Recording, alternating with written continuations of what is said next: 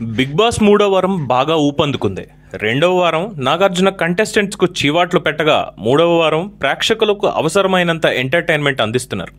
ఇక ఇప్పటి వరకు కలిసి ప్రేమగా ఉండి సేఫ్ గేమ్ ఆడుతున్న వారిని బిగ్ బాస్ కూడా దూరం చేశాడు. నామినేషన్ ప్రక్రియ దగ్గర పెద్ద చిచ్చు పెట్టిన బిగ్ బాస్ ఉక్కుగుండె టాస్క్ ద్వారా వారి మధ్యలో మరో చిచ్చు పెట్టాడు. అయితే ఈ సీజన్లో మొట్టమొదటిసారిగా కంటెస్టెంట్ను బిగ్ బాస్ జైల్లో వేయబోతున్నాడట.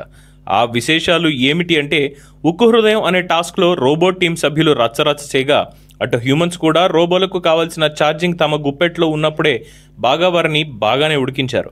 ఇక ఇద్దరి మొండి పట్టుదల మధ్య అమ్మ రాజశేఖర్ సిగరెట్ కోల్పోయాడు. ఈ దశలో అభిజిత్ కండబలాన్ని ఉపయోగించకుండా బుద్ధిబలాన్ని ఉపయోగించాడు. శారీరకంగా రోబోట్ టీం మనుషులతో కొద్దిగా వెనుకబడి ఉంది, కానీ ఛార్జింగ్ ఎలా సంపాదించాలి అనే సూపర్ ఐడియాతో హ్యూమన్స్ టీం సభ్యురాలైన దివిని కిడ్నాప్ చేశారు. అందరూ కలిసి ఆమె దగ్గర ఛార్జింగ్ పెట్టుకున్నట్లు తెలుస్తోంది.